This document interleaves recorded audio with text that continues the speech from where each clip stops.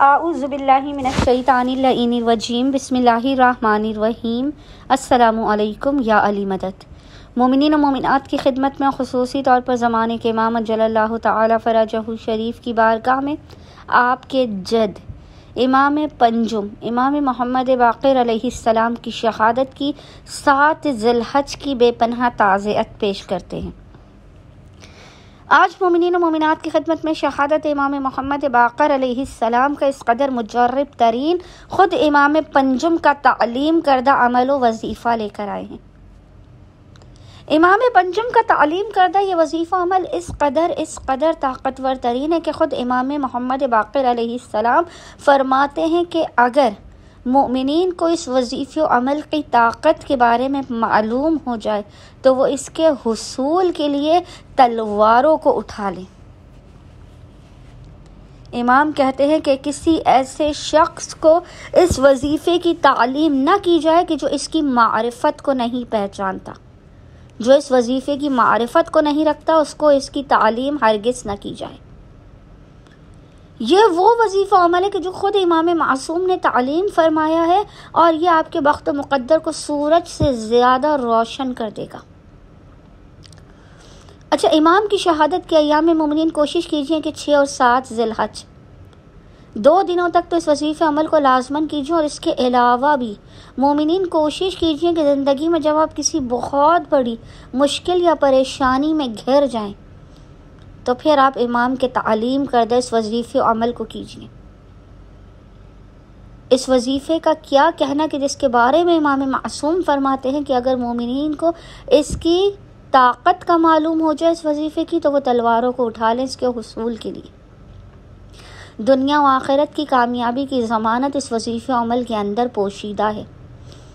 حاجت کوئی بھی ہو، مشکل کوئی بھی ہو، امام کے تعلیم کردہ اس وظیفے عمل کو کیجئے۔ باخدا جب مومنین اپنی حاجات کو، اپنی مراد اور خواہشات کو پالیں گے تو پھر مومنین تا حیات ہمیں اور ہمارے خانے وادے کو دعائیں دیں گے۔ اچھا، اب مومنین نے کرنا یہ ہے کہ کسی بھی حاجت کی قبولیت کے لیے اولاد، گھر، رزق و روزی میں برکت، دشمن کے ذلیل اور رسوا ہونے، عزت، دولت، شہرت، جو کچھ آپ چاہتے ہیں اس کے حصول کے لیے بس مومنین نے کرنا یہ ہے کہ خصوصی طور پر امام کے شہادت کے ایام میں 6 اور 7 ذی الحج مومنین، اچھا اگر آپ کسی وجہ سے 6 ذی الحج کو اس وظیفے کو نہ کر سکیں تو پھر مومنین 7 ذی الحج 7th آف ذی الحج کے دن اس وظیفے کو لازماً کریں۔ یہ جو عمل ہے امام معصوم کا تعلیم کردہ، اس عمل کو مومنین نے خصوصی طور پر وقت فجر سے کچھ دیر قبل، یعنی مومنین نے نماز فجر سے کم آدھے گھنٹے پہلے اس وظیفے کو کر لینا ہے۔ بے انتہا یہ مجرب اور آسان ترین وظیفہ عمل ہے۔ وقت فجر سے کم آدھے گھنٹے پہلے اٹھ کر آپ نے باوضو ہونا ہے، اور باوضو ہونے کے بعد آپ نے قبلہ رخ بیٹھ کر اپنی حاجتوں کو اپنے ذہن میں رکھتے ہوئے، اپنے مسائل اور الجھنوں کے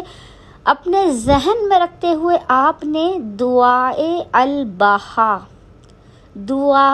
البہا، یہ دعا مومنین کو ڈیوائن پلس میں، گوگل پر، مفاتیح الجناح میں، کسی بھی دعاؤں کی کتاب میں یہ دعائے البہا، دعا کا نام آپ کو اسکرین پر بھی لکھا ہوا نظر آ رہا ہوگا، دعائے البہا آپ کو مل جائے گی۔ آپ نے اس دعائے البہا کو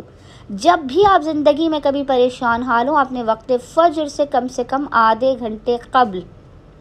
دعائے البہا کو پڑھنا ہے، اور پڑھنے کے بعد رو کر، گڑ گڑا کر، حق امام پنجم علیہ السلام کا واسطہ دے کر آپ نے اپنی حاجتوں کو طلب کرنا ہے،